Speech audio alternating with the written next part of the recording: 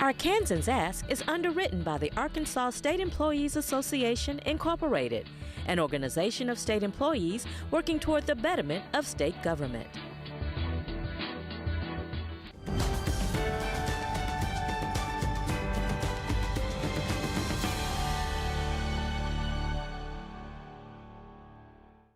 Good evening, everyone. Thanks very much for joining us.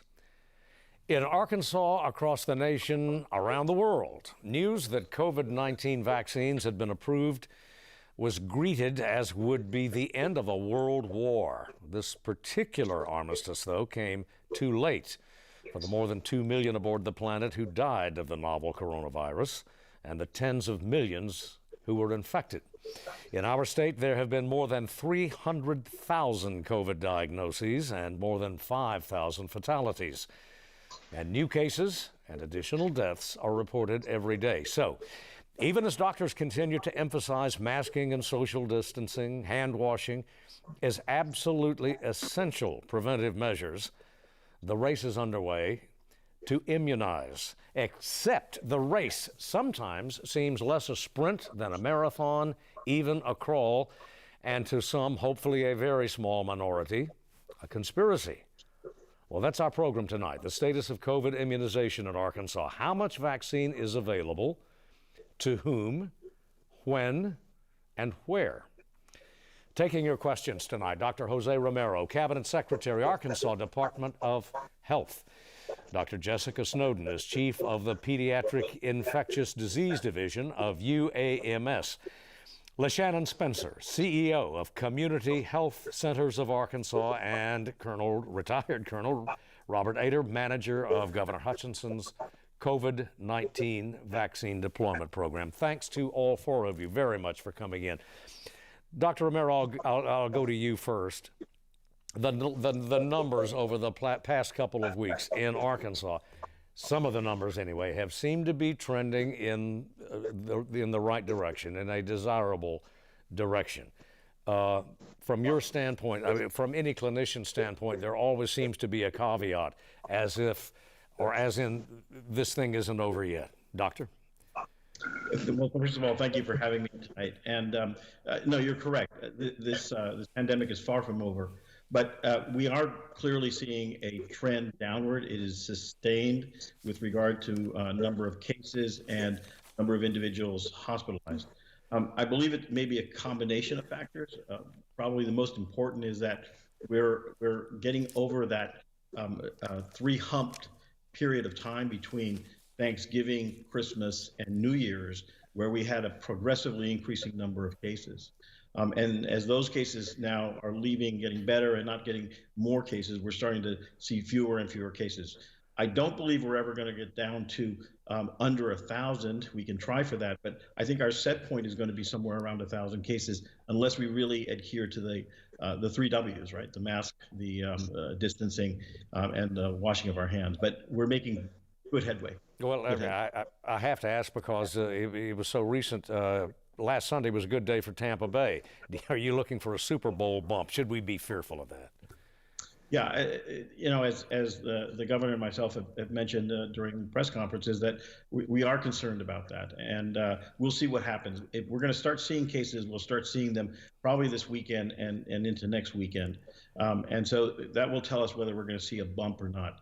You know, towards the latter part of last year, most of the spread was really within families, within close groups that were getting together without adhering to the social distancing recommendations and masking. So you're bringing people in from outside into your home, and contagion was occurring there. Yeah, well, Dr. Snowden, I know that you and other clinicians, other practitioners were especially with not only Super Bowl Sunday, but all of the traditional observances for the past calendar year. You were urging people, hold the numbers down. Immediate family only, if even that.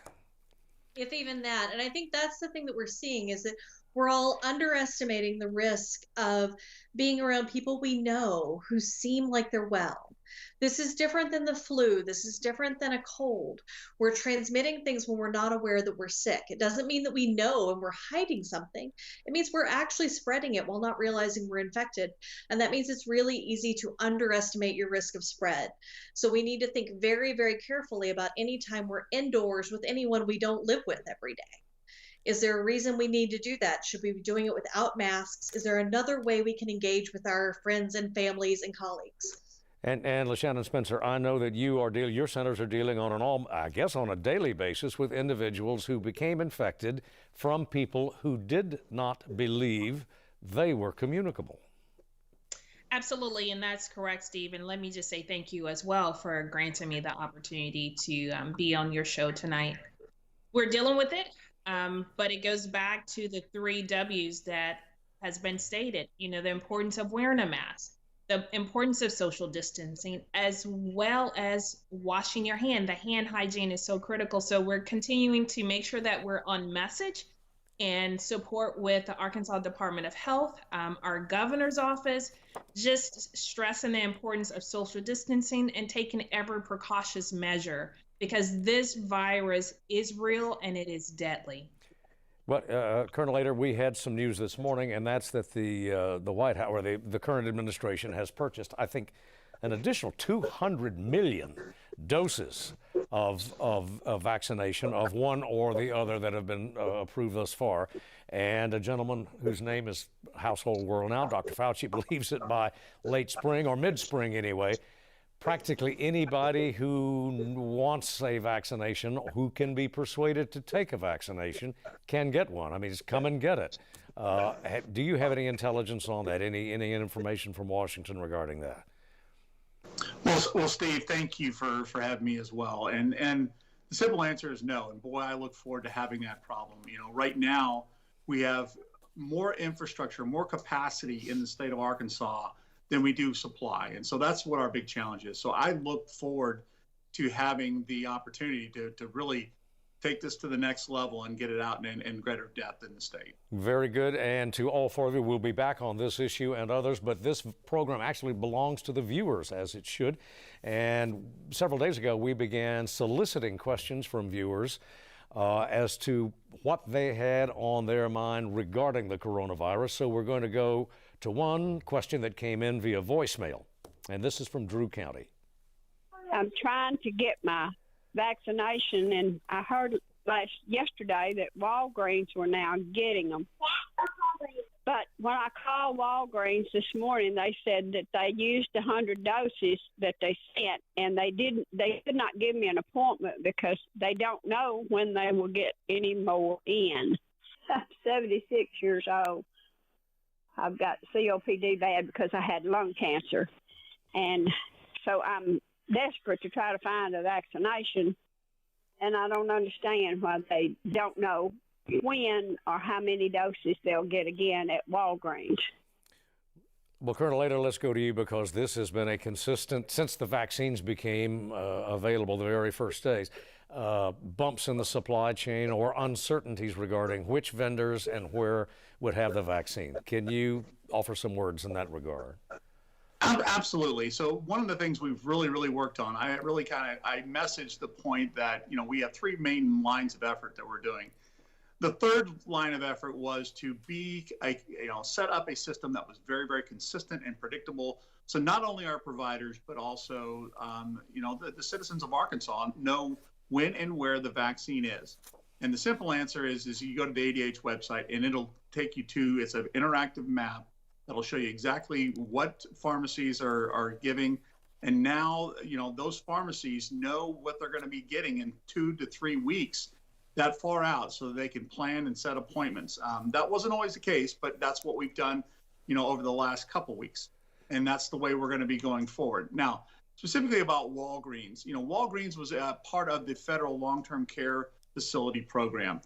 And that program, was set aside, from the federal government to go and provide these long-term care facilities the vaccine. And truthfully, we've talked about it at length that, the allocation that was given to the program was wildly overestimated. And so in an effort to try and really make sure that we're maximizing our opportunities to use that vaccine, I was able to work with Walgreens, and we recovered about 17,000 doses that we didn't think and they didn't get to use in the long-term care facility program. So we brought those back in just the most efficient way to get it out to the citizens of Arkansas. We told the Walgreens, hey, let's put them into your stores and let's go ahead and just get it into the arm of an Arkansan. And that's the reason why. It was a short-term program of us trying to get it out of that long-term care program and get it into the arm of an Arkansan. Yeah. So going forward, we will probably bring them back into the program, but right now we just don't have the supply to keep them going. Ms. Spencer, are you seeing a lot of confusion still in that regard among your clientele? Absolutely. But for Ms. Betty, I just want to say the local community pharmacies have done a phenomenal job given a short period of time to put so much together. And for Ms. Betty, you have two outstanding community pharmacies there, but you also have a community health center, an FQHC, that you can actually call. And again, that information is on the Department of Health's website as well. So I know you asked about Walgreens, but again, community pharmacies have done an outstanding job with working and being in partnership with so many entities, including the health department. So please go on the website for the health department or CHCA's, Community Health Centers of Arkansas website, or just call your local pharmacist. Very good. Everybody stand by. I want to go to another viewer question from a Mr. Bart Stafford. And as many of our viewers know, the immunizations are being delivered in tranches based on demographics. Mr. Stafford's question: I have looked at the website for the State Department of Health, and I only see definitions for tranche 1A through C, none of which I'm in. I'd like to understand the full range of classification groups to see where my designated group is relative to others. Dr. Romero, Colonel, that would seem to be in your category. Sure, I'll take first crack Sure. at that. So those classifications were developed by the ACIP, which is the Advisory Committee on Immunization Practices by the CDC. And so the first group, that is 1A, was dedicated to healthcare professionals, and that's writ large. That includes not just the doctors and nurses, respiratory therapists, but also those persons that keep the institution running. So housekeeping, food services, et cetera. And in addition to that, it included those individuals that lived in long-term care facilities and their caregivers. And that was the first group. Now, our state and each state, each governor can modify those phases as they go forward. So in our state, our governor decided to add to that group a special group of first responders. Because we're a rural state, police, fire often respond to emergency situations. And so they receive vaccine in that large group of 1A. We've now transitioned onto 1B, and the 1B category that was originally described by the ACIP was individuals 75 and older, and then essential workers, and half of the essential workers in the United States. And that's a rather significant group that includes food processing. It included emergency responders, police, which we have not moved over. So the governors, again, could modify. Our governor decided to lower the age to 70 years and above, and to include in that group, as the first group of essential workers to go forward, the teachers. And so right now we're dealing with those individuals 70 years and above and teachers. After that will come another group, other groups of essential workers, and we are ready to list those at the health department. And then once that group has been dealt with, we'll move on to the 1C. And the 1C are the remainder of the essential workers and all individuals that are 65 years and older, and individuals at any age who are over 18 that have an underlying comorbid condition, a condition that makes COVID worse, and they will fall in that group. And that's where we are at this point. And if you look around us, that is the states around us, those categories vary somewhat. So that in general is the one group. The two group, and it really applies to everybody else in the United States. That is, if you don't have a comorbid condition, if you're a healthy young man, you would fall under that group, and if you're not an essential worker. So that's the two group as it stands now. So overall, that's it. Yeah, let me see if I can get in another question, if I can, very quickly, because we have several from viewers. This is from a Pine Bluff viewer. We have tended to emphasize, perhaps in our journalism, that it's a federal responsibility, a state responsibility, hospitals, drugstores. Part of the federal responsibility, of course, is the Veterans Administration, and I have to believe that a Mr. Bill Rubenstein of Pine Bluff may be a veteran himself. His question. Yes, my name is Bill Rubenstein, and I live in Pine Bluff. My question is, do we know how many inoculations VA has given out? I got mine from them, and they were really running people through in a hurry, and I'd just like to know how many they've actually done, that could help the state. Thank you. Yeah, my apologies to Mr. Rubenstein. Anyway, Dr. Snowden, you want to go? I don't think I have the actual number for the VA, but Dr. Ator or Dr. Romero may have that. I will say that most of our clinics that have been giving vaccines have gotten really efficient at trying to get as many doses of vaccine in Arkansas as we during a short period of time. Dr. Romero for a specific number. Actually, Colonel Ator may have that number, because that was brought up this morning when I spoke with the secretary from the VA. So, Colonel, if you want to take that, if not, then I'll go at it. Yeah, please, Colonel, go ahead. You bet. So really, it's not a number we normally track, and the reason why is that comes out of the federal allocation. So both the Department of Defense as well as the Department of Veteran Affairs, they run their own separate program that, doesn't really commingle. Now, I will tell you that, in the state of Arkansas, if we have vaccine and a veteran wants to come get a shot, he is an Arkansan, and we will do everything we can to make sure that we're taking care of him as well. So, it's not a number we normally track because it's not an allocation that actually comes or we control. Okay, another question from a viewer, if we may. This came in from via Facebook from a Ms. Karen Frazier, and it goes to the tranche and the demographics and the occupational and the comorbidities. Why can't age groups 65 to 69 with underlying issues be inoculated in 1B? We are thrown into Category 1C, she says, to vie with those 16 to 64 with underlying conditions for immunization. Anyone? Again, I don't, not to monopolize it, but the reason why that was developed was because when the ACIP, when the committee looked at the amount of vaccine that was available and the total population within each of these groups, the way that we could get the most benefit from the vaccine, causing the least amount of harm, was to divide it in the groups that we did. And so those categories, those phases, are based on the amount of vaccine that's available. Now, as vaccine becomes more available, and if Dr. Fauci's prediction comes true and we have 200 million more doses, we may be able to expand that group before the time that we're supposed to move into 1C. So it's supply and demand, and right now it's demand. And so we don't have enough of this vaccine to get to these people. Let me pose a question to Dr. Snowden and to Ms. Spencer, because I know they probably deal with this extensively.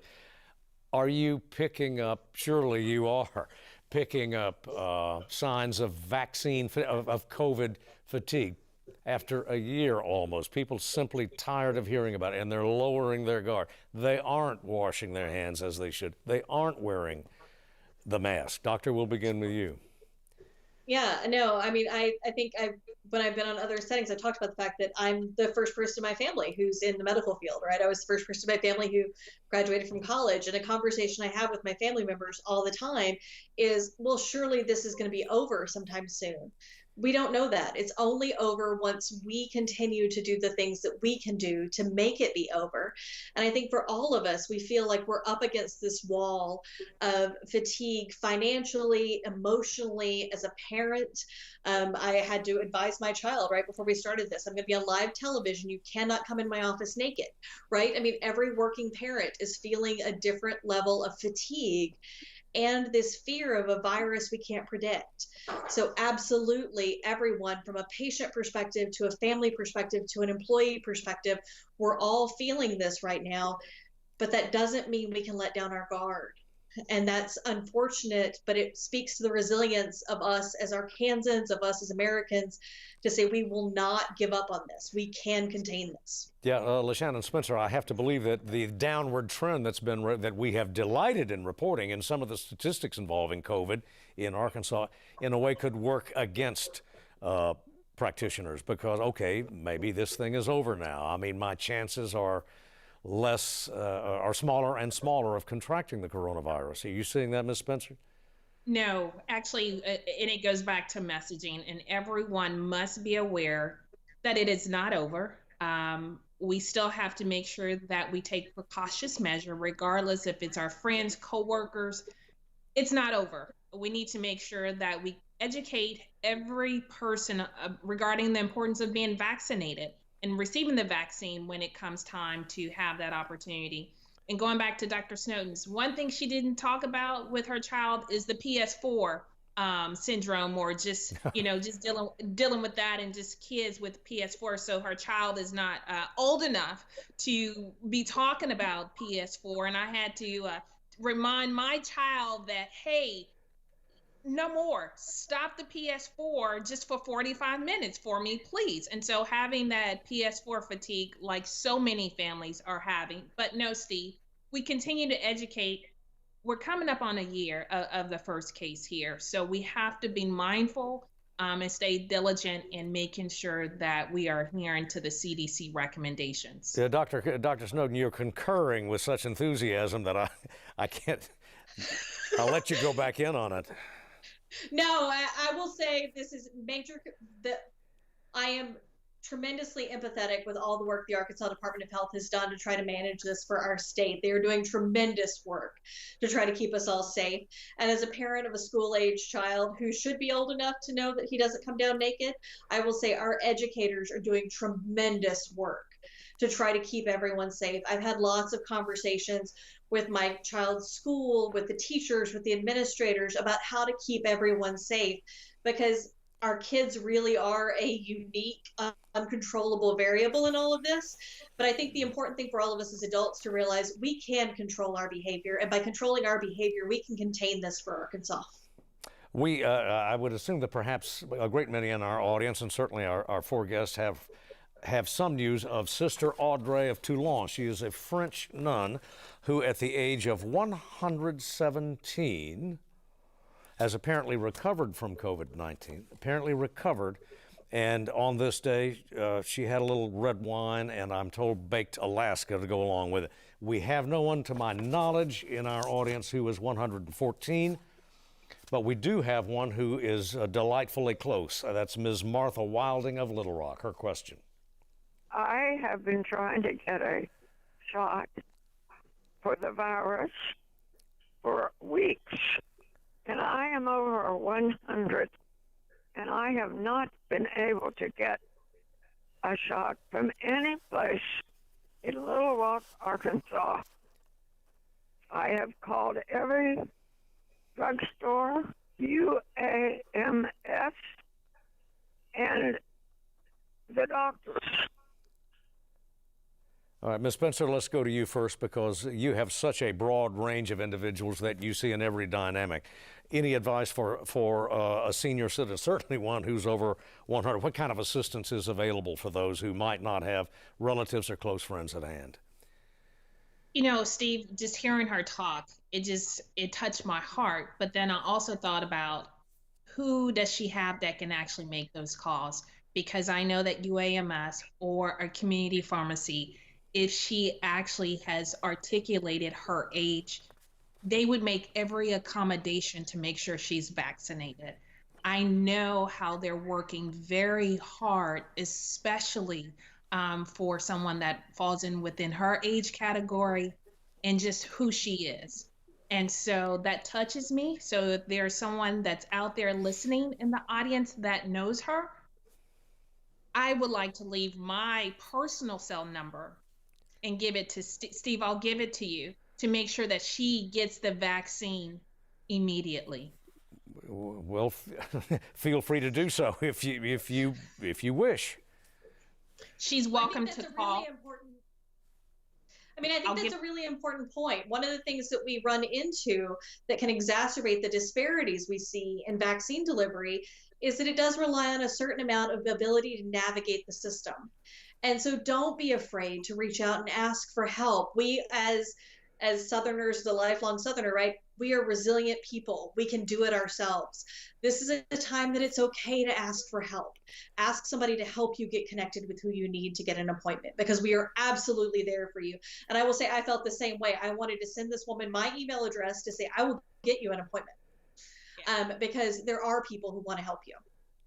Fantastic. Let me go to a question that came in, and Dr. Romero or Colonel Ator, this may go to you first, but this is a Facebook question from an Everly Cornet, and it mirrors many questions almost exactly verbatim. This individual got the first Moderna vaccination, and of course is due a second injection of Moderna within, I think, 30 days. And it goes to the supply. Does this individual and others like him or her have any assurance that that second dose will be available? Dr. Romero, you want to start? Sure, I can begin. Yes, everyone who receives a dose one, if it's a 2-dose series, has that second dose waiting for them, and we have it set aside.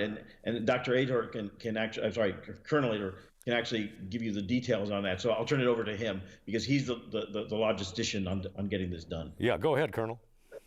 Yeah, Dr. Romero had it absolutely right. When we order the prime dose, the very first shot, 2 weeks later we go and order the second shot. So it goes to the same location that they got the first shot, and we make sure that we get it there for them. So it is inextricably linked to that first dose.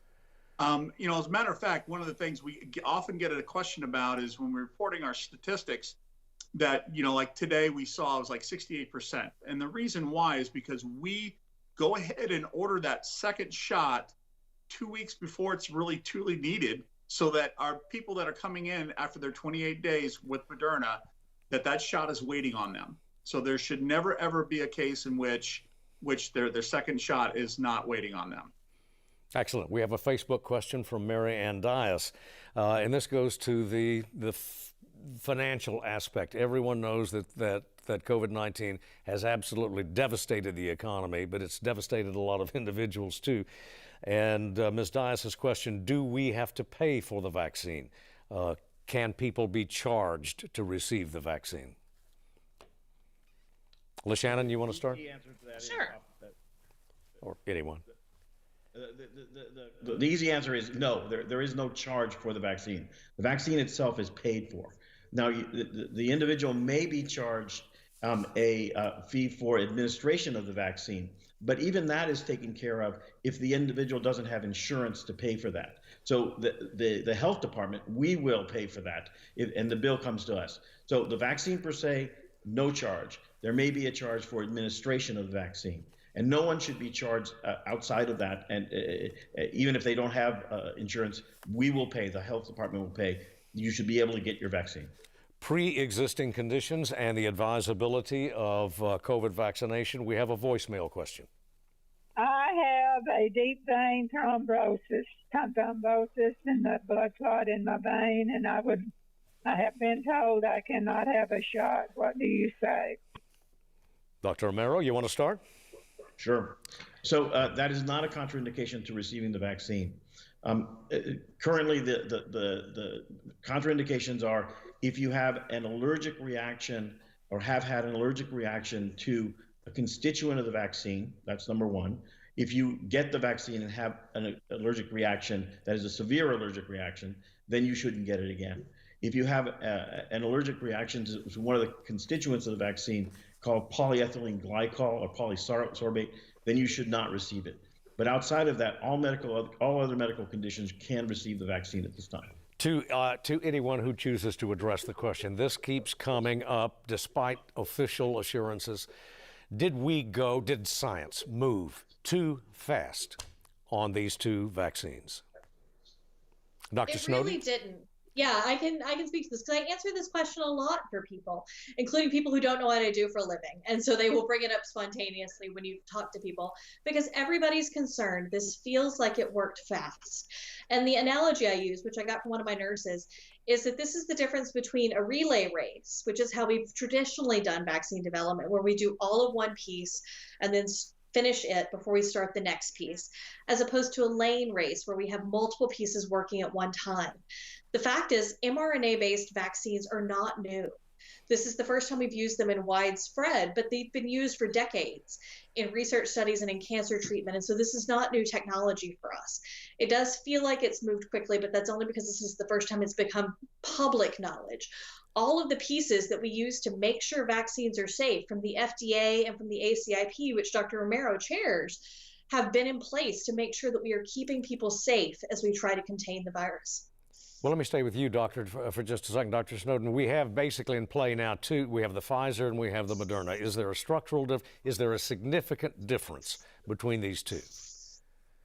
No, for those two mRNA vaccines, those are essentially the same. They're a little bit different in terms of their dosing schedule and in terms of what we've seen from their side effect profile, but they both work the same and they are both equally effective in everything that we've seen so far.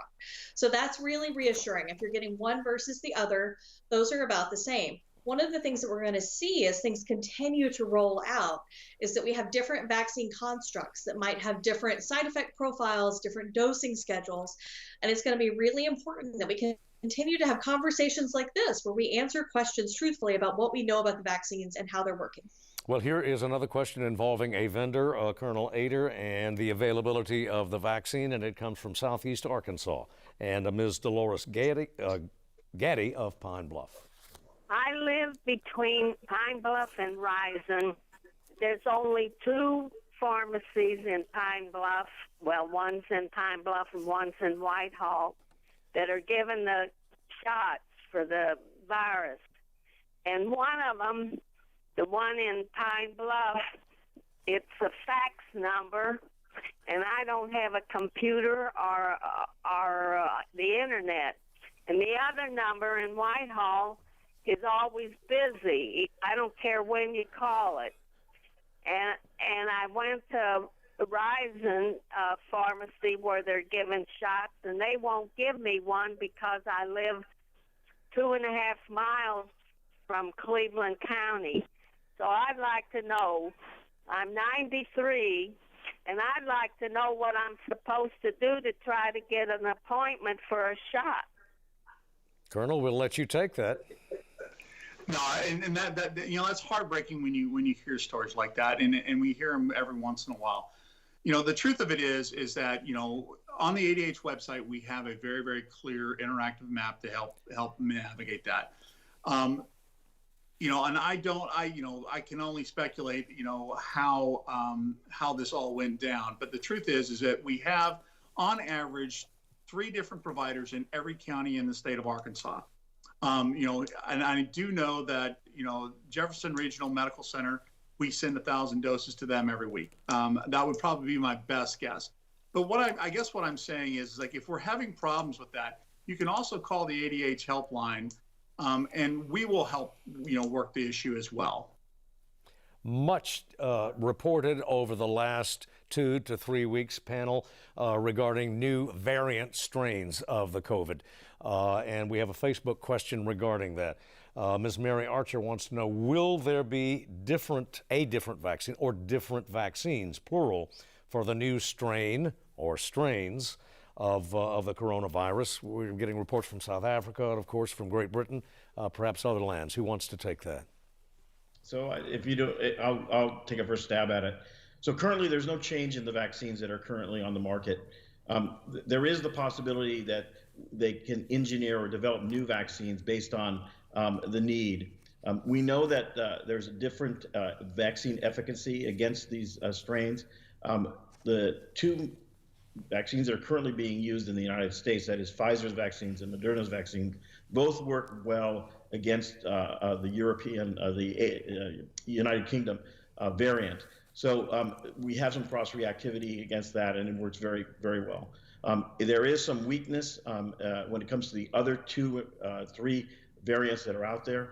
That will be a growing problem, but one way to prevent that from becoming a bigger problem is, first of all, is the physical mitigation measures, the 3 Ws that we've talked about. And second of all is getting the vaccine, because if there are less people in which this virus can replicate, is a less chance that you're going to develop these variants. And we have a variant, a homegrown variant. I mean, the upsurge in cases that is being seen in Los Angeles and in Southern California is due to a California variant that was developed in this country. So it's inevitable that you're going to see them. We will see more of them. We're keeping an eye on them. And at this time, we haven't found any here in our state, but they are in the states that are surrounding us.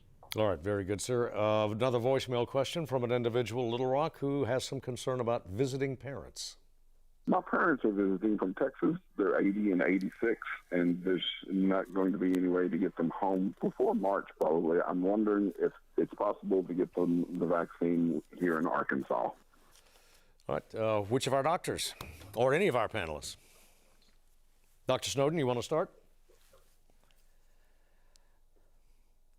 I was going to say, as a pediatrician, I feel like that's probably a Colonel Ator question. Very good. All right. Take it. The simple answer is that we're trying to focus on Arkansans, and so Texas gets an allocation, Arkansas gets an allocation, and so the simple answer is that I don't think that they opt for it. And really, I think the biggest part of that is that you got to keep in mind that is a 2-shot regimen. And so, we're talking about, in at least a month that we're going to be, going through the cycle of doing that. So, I would encourage, the parents to start the regime at home and make sure that we do it back and where they are. Okay, excellent. And I need to ask this. Obviously, since the beginning of this episode in the life of the planet, there has been concern about communities of color and suspicion of vaccines, indeed of any kind of clinical. We're talking about Asian communities, certainly the African American community, the Marshallese, Latino, our growing Latino community. What is being done to address that legacy of suspicion that's out there? Dr. Romero, you want to start? Sure, of course. So first and foremost, it's communication, and the Arkansas Department of Health, individuals within that department are reaching out to these communities. We have reached out from the very beginning of the pandemic to the Marshallese community, to the Latino community, the African American communities in our state, and delivering messages directly towards them. We have a robust advertising campaign that was launched just around the Super Bowl, and will go forward, providing education for that. Many of us give lectures and talks on a national level to these organizations that deal with these specific minorities, ethnic and racial, and try to educate them. There is mistrust. There's no question about it.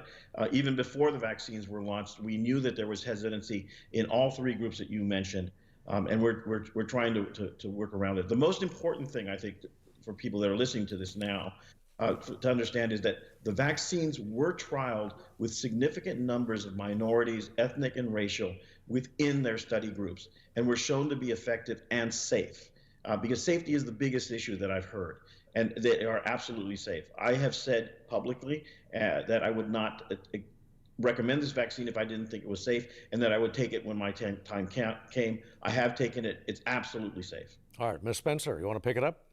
And exactly where he left off, I've taken it as well. And we're going to have to work together collectively to reverse that particular mindset. And Community Health Center have put together established communication plans. We've done radio.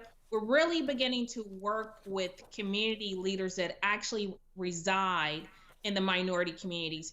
Within our Marshallese population, we've been working with Community Clinic and Northwest counsel to make sure that the message is appropriate and the messenger is the appropriate individual to help deliver that message. So we definitely have a very aggressive campaign plan.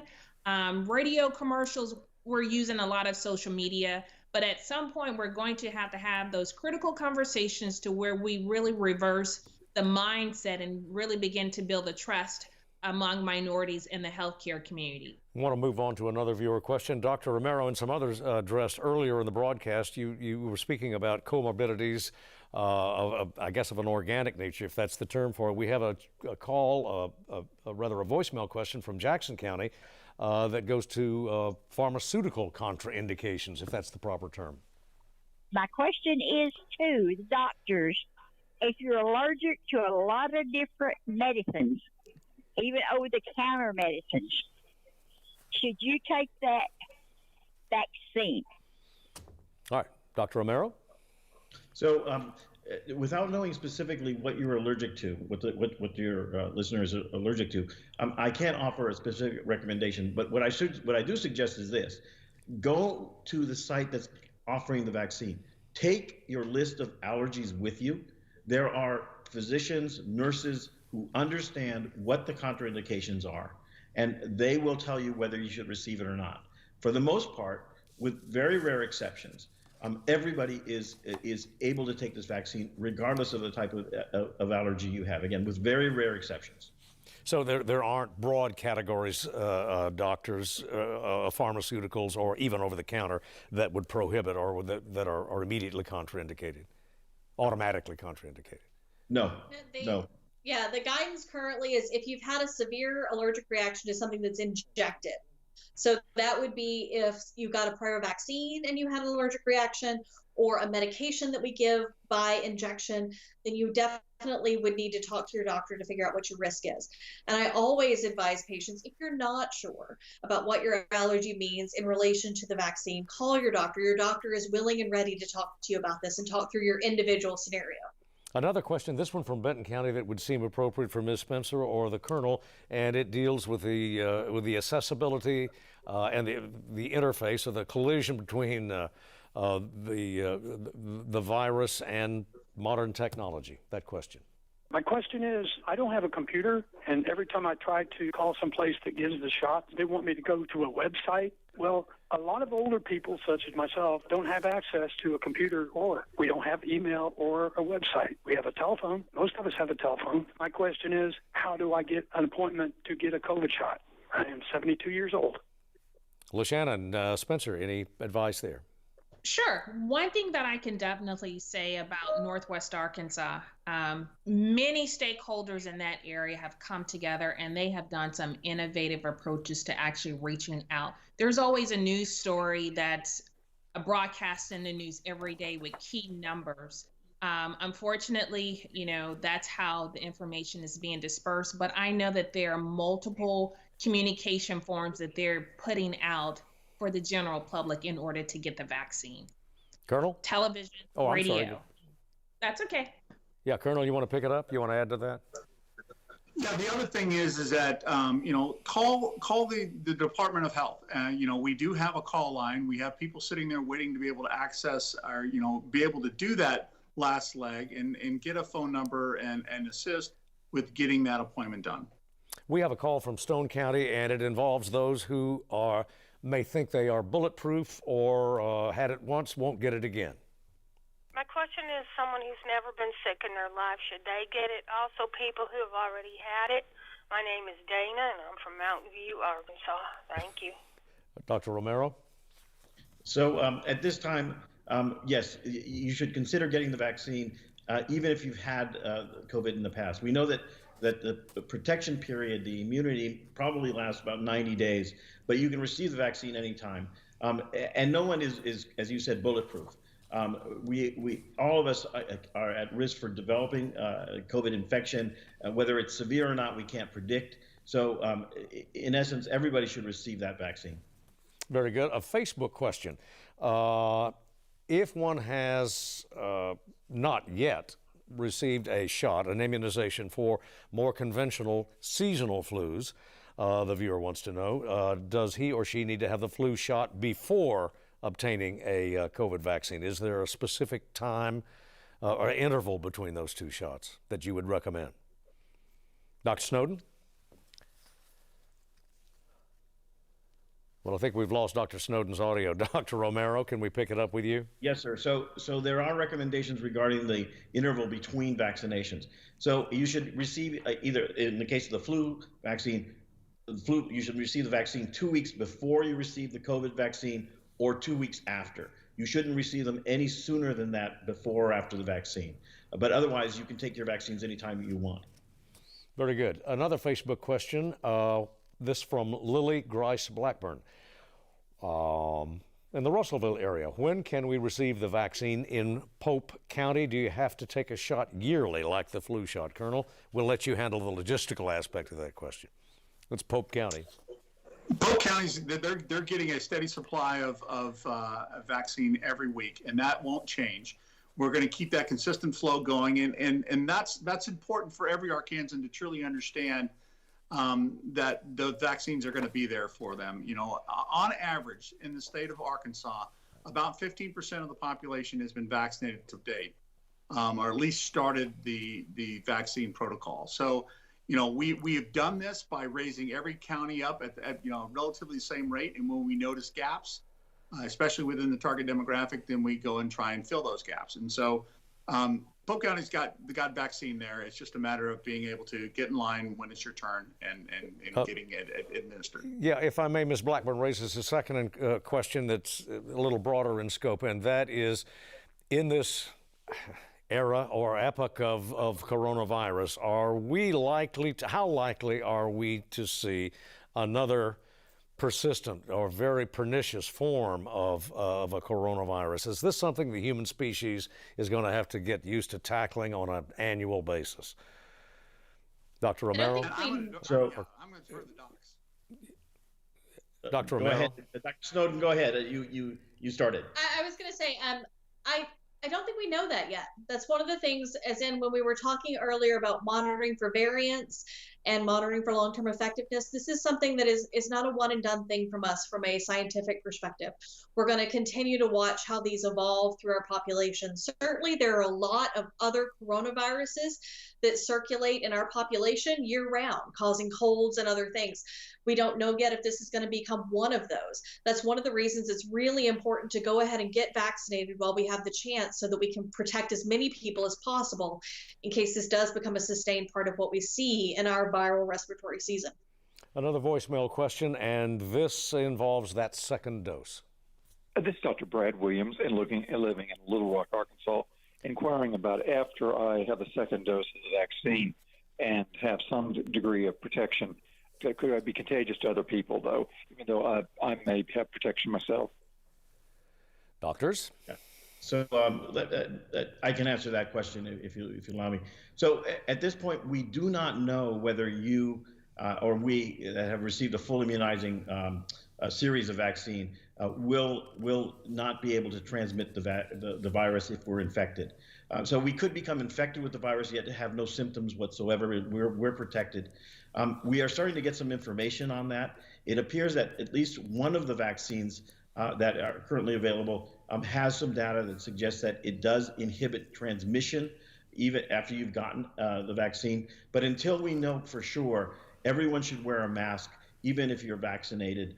Now that the quarantine recommendations have changed recently, yesterday by the CDC, and they say that if you have received a vaccine and you are within 3 months, because it's only a 3-month period, it's not for life, but for 3 months after you have received full vaccination, then you don't have to quarantine, but you need to still maintain all of the 3 W's that you have when you're with people. So you're still going to have to wear the mask, you're still going to have to wash and maintain distance. And again, I want to make sure that everybody understands this.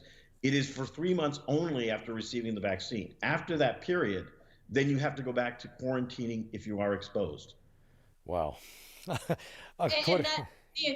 The important thing about that, though, is that doesn't mean we know that the vaccine only works for 3 months. It means we're continuing to gather data. And so we'll continue to have more information and more updates from the CDC. This is a situation where we're continuing to learn things every day and updating those recommendations. So one of the things we want to make sure we don't hear from that is, I'm going to have to get revaccinated in 3 months. We don't know that yet.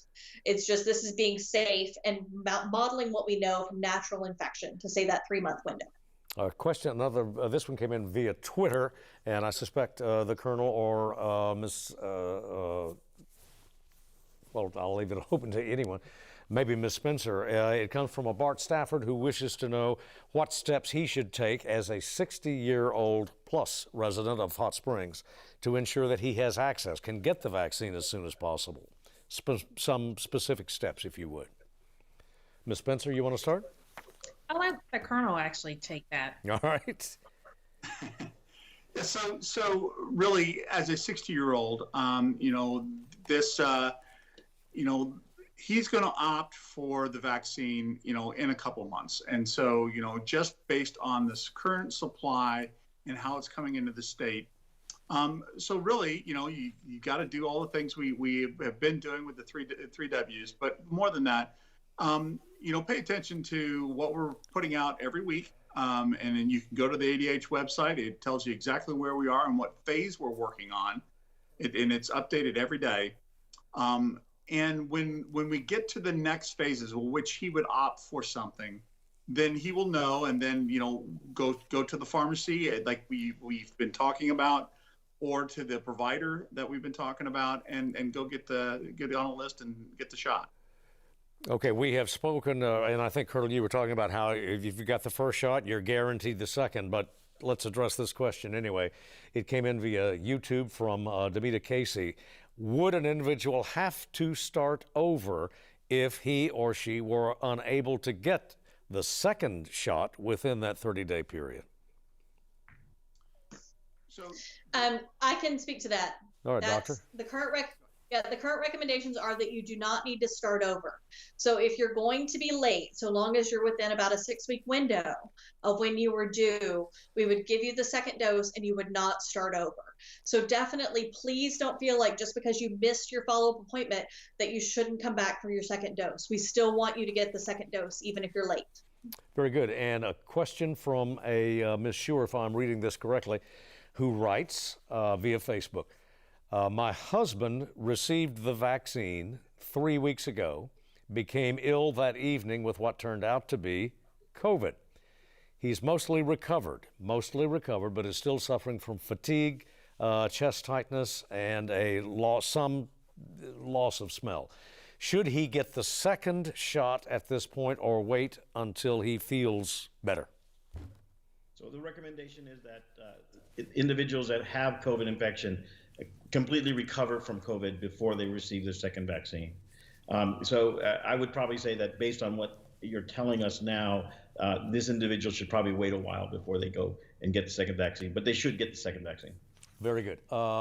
And from a Ms. Smith, a Twitter question, is Department of Health considering sending using direct mail to contact households with information such as phone numbers or other internet-based sources of information they can use? The outreach, the question I guess goes to the outreach, Dr. Romero. So at this point, we don't have direct mailing on the list of things that we're considering, but certainly that is something we could consider in the future. But no, we're not. Another Twitter question to anyone. Can you give us an update on the J&J, the Johnson & Johnson vaccine? Where does that stand? That's, I believe, the one-shot application. Right. So the Johnson & Johnson vaccine has applied for FDA review, and that review will occur at the end of this month. I believe it's the 26th or so of this month. At that time, the advisory committee to the FDA will make a determination on whether the vaccine is efficacious and safe, and we should have an answer at that time. Within 24 to 36 hours after that, then the ACIP will make its recommendations regarding about who should receive that vaccine. And then from discussions that I had recently, I understand that within 24 hours of having the vaccine approved by the FDA, they will be ready to ship it to the states. There'll be about 7 million doses initially, with a goal of 100 million doses in June. Okay, perhaps for Ms. Spencer or the Colonel, a Twitter question. When should individuals age 65 or 70 be able to get the vaccine? And I guess the essence of the question, should anyone be signing up at multiple locations to get the immunization?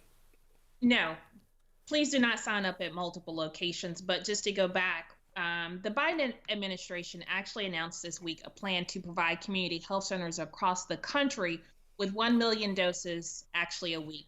And let's just be clear, it takes time to actually reach that goal on a national level.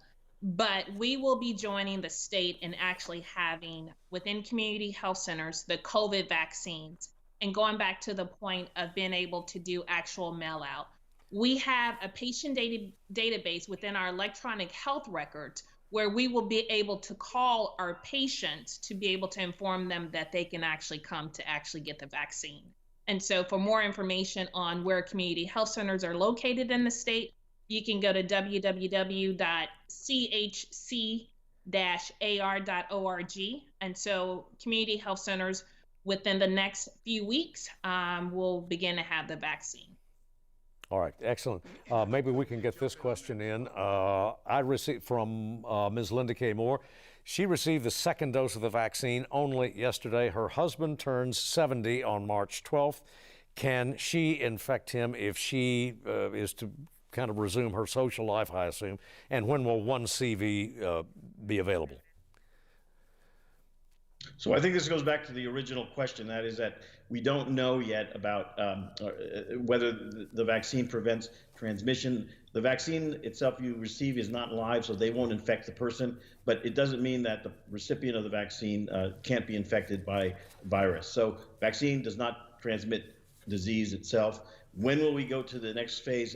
That depends on the amount of vaccine we have coming into the state and how fast we can get through our phase 1B. So at this point, I don't think I'd venture a guess. We need to see how well we can get the rollout, and we need to hit a threshold of individuals immunized. We're shooting for about 70% of the population within a phase, or when there's significant decrease in uptake. We seem to have lost Dr. Snowden. We are efforting mightily to get her back online.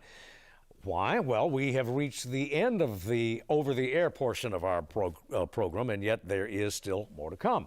Some of you have been watching on YouTube, and in just a moment, our coverage will continue. More of this subject. So we invite those of you who have been viewing via the airwaves or on cable, satellite, to join us on YouTube for the balance of our conversation. More information coming. The address right on the bottom of your screen, youtube.com/ArkansasPBS. Our panel will remain in place. Hopefully we can get Dr. Snowden back as well, and we'll resume in just a moment.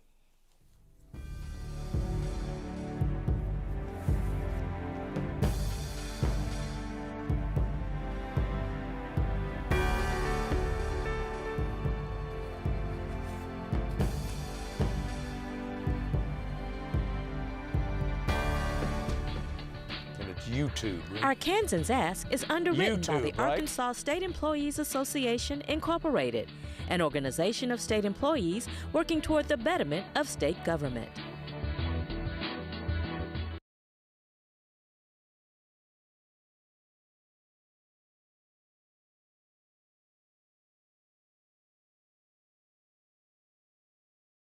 Audience continues to grow because we've got a lot more valuable information to pass along from our panel. And Colonel, let's start with you on this one.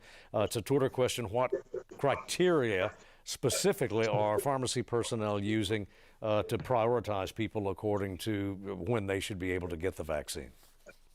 So we publish out exactly what our target population is. Right now, we're working on 70 plus and educators. So that is what they're doing. When you show up, they're going to ask you those questions, and once they have the sufficient answers, then they go ahead and provide the vaccine. Very good. From Hempstead County, we have a question, a voicemail question, which goes to the question again, Dr. Romero, of allergies and pre-existing conditions, contraindications. My name is Lamont Carthorne. I'm calling from Ozan, Arkansas. If I'm allergic to iodine and have asthma, would I have complications with taking this vaccine? So the answer is no. The answer is no. There is no contraindication, and he should not have any problems because of his underlying asthma and his allergy to iodine. We have a Twitter question from Ms. Burns, who, very good question. Where do we stand now with testing? There's been a lot of discussion about, understandably so, since the wonderful news came about vaccines, but there's been less and less discussion of testing. Where do we stand with that? We're continuing to provide COVID testing. Sorry, Colonel. Well, I was the doctor, but go ahead, LaShannon. No, it was me, and forgive me. I'm sorry. Go forward, please. We're continuing to provide COVID testing, not only as community health centers across the state, but other providers are continuing to provide such testings as well. So they're continuing.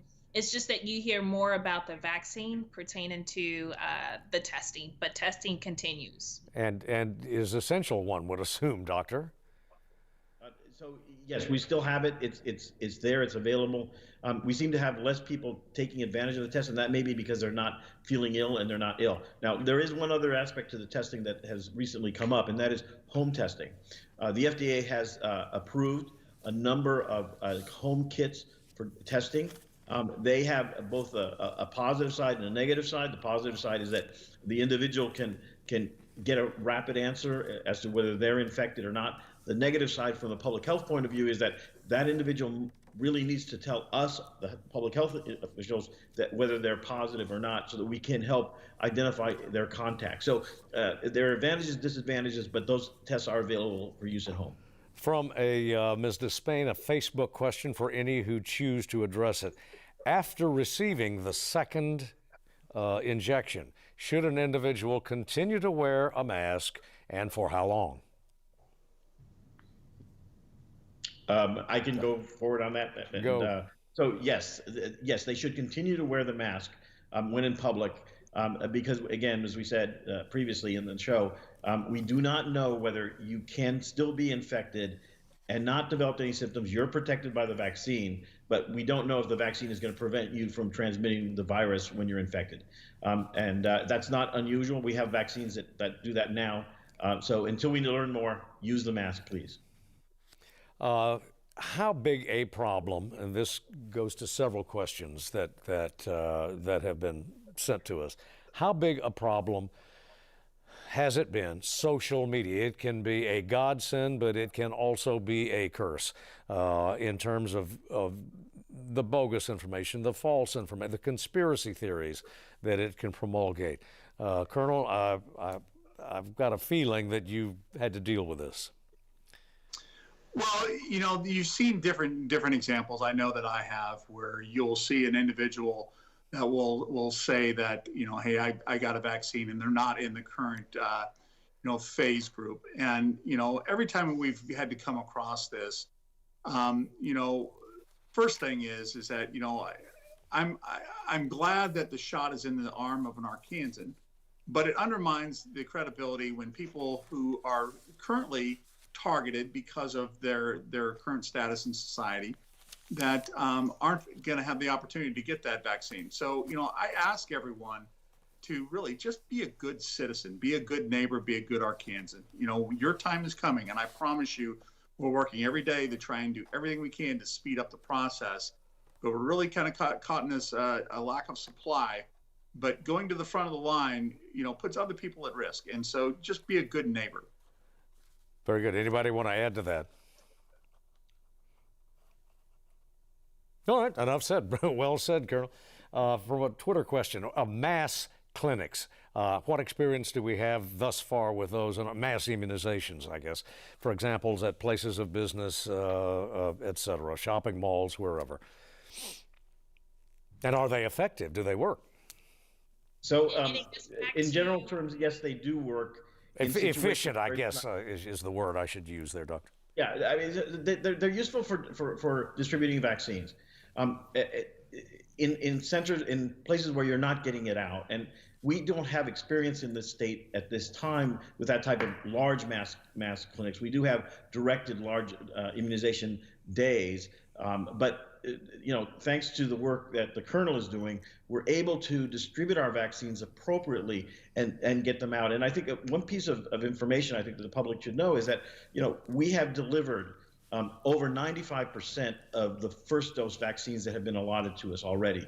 And our metric shows that we are getting vaccines that we receive into the arms of Arkansans within 48 hours of receipt of the vaccine in the state. So we're not having a problem in delivering the vaccine. We're having a problem in getting enough vaccine for our citizens.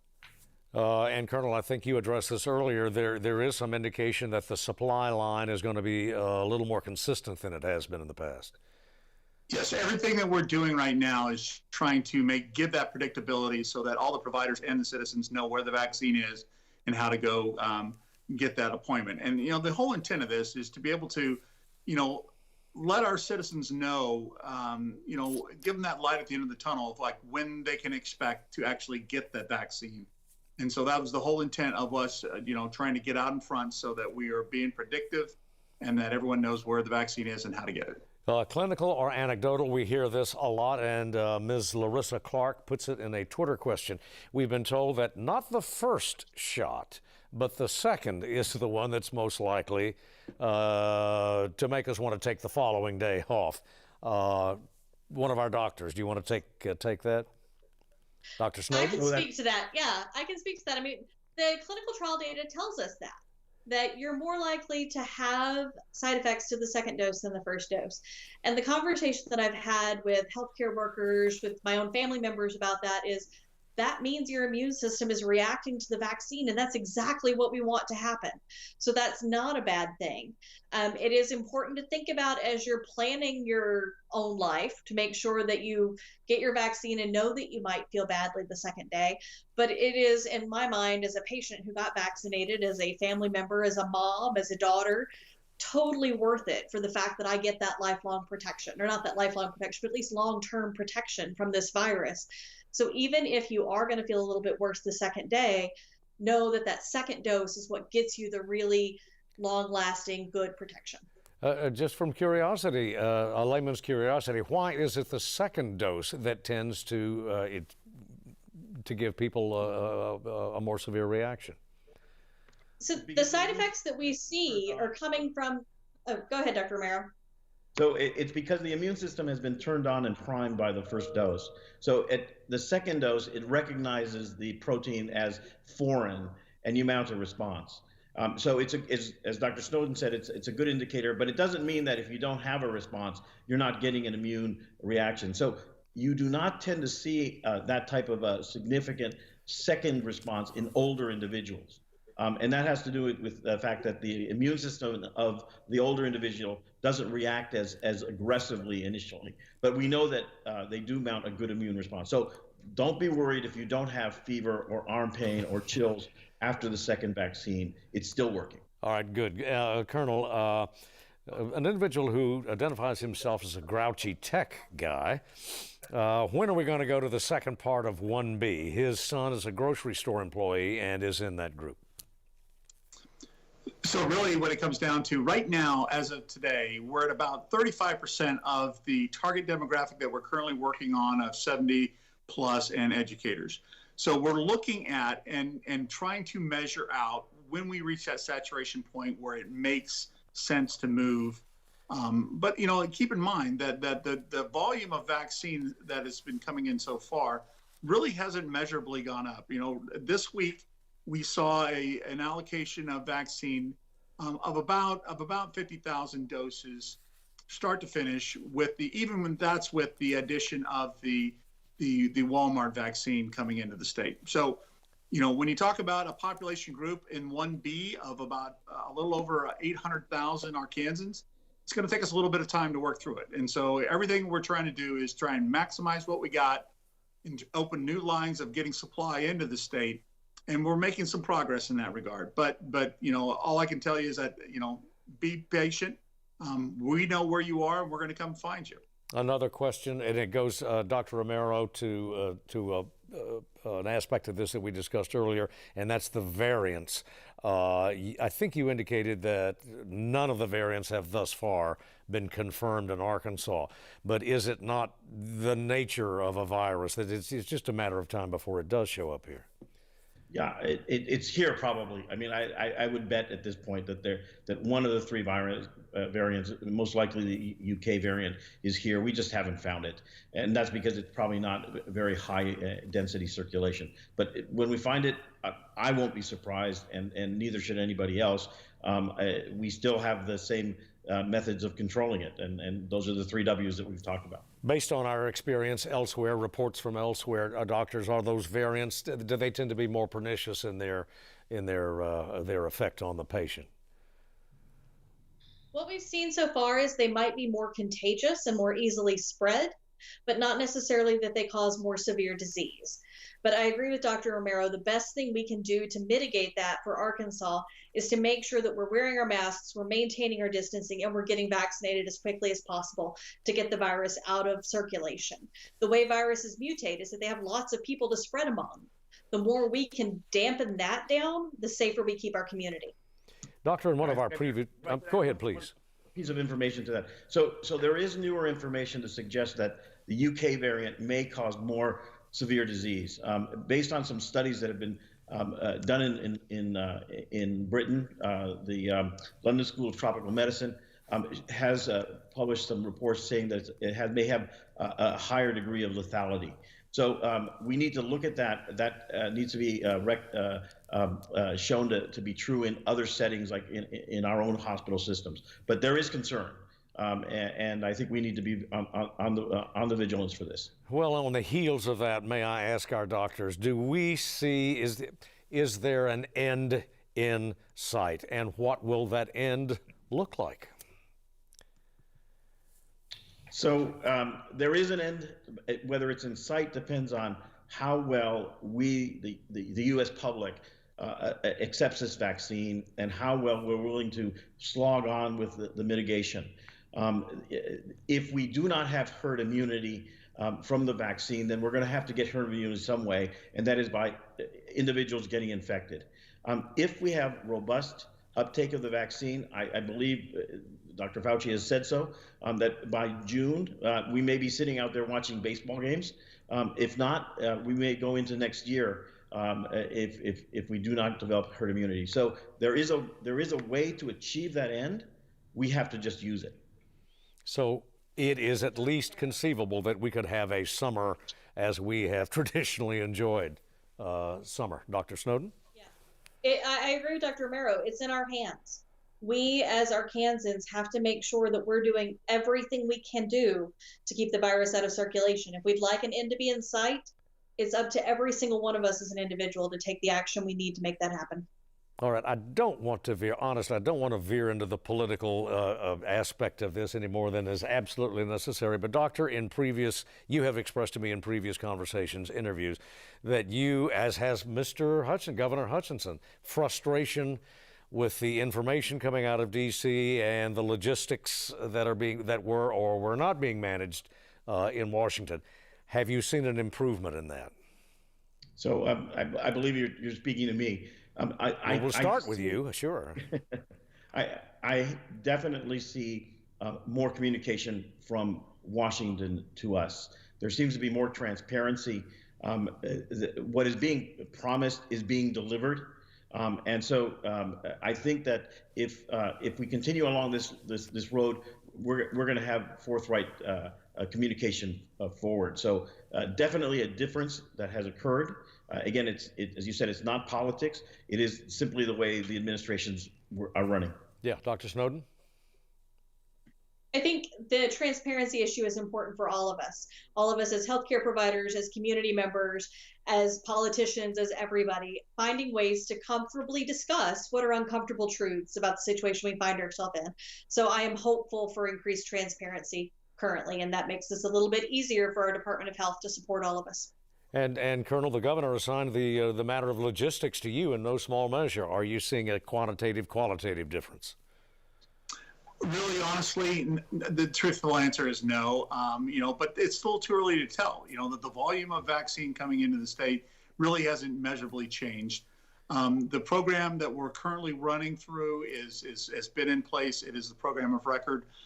You may have seen some discussion about putting FEMA crews in there, and in my discussions with the governor, our interest is in getting that into the hands of the state versus bringing in federal entities to come in and make things more difficult and making sure that we're providing an equitable distribution throughout the state. We're doing a really, really good job. I'm really, really proud of the team for how we are equitably distributing the vaccine, but more than that we're doing it very, very efficiently and very, very precise in what we're doing. Well, and I'd just like to have more of it. All right, excellent. We have, speaking of logistics or technology, we have lost LaShannon. We've lost LaShannon, which we regret, but we want to thank her especially, and Colonel, and our two doctors for being a part of this program, actually for being the program. You've given us about 90 minutes of your time. We know how valuable it is, and we are deeply grateful. Thank you very much. Thank you, and please come back soon. Thank you for having us. Thank you for watching. We hope the programs have been beneficial to you. We hope we've provided some valuable information. Thanks for joining us. Good night.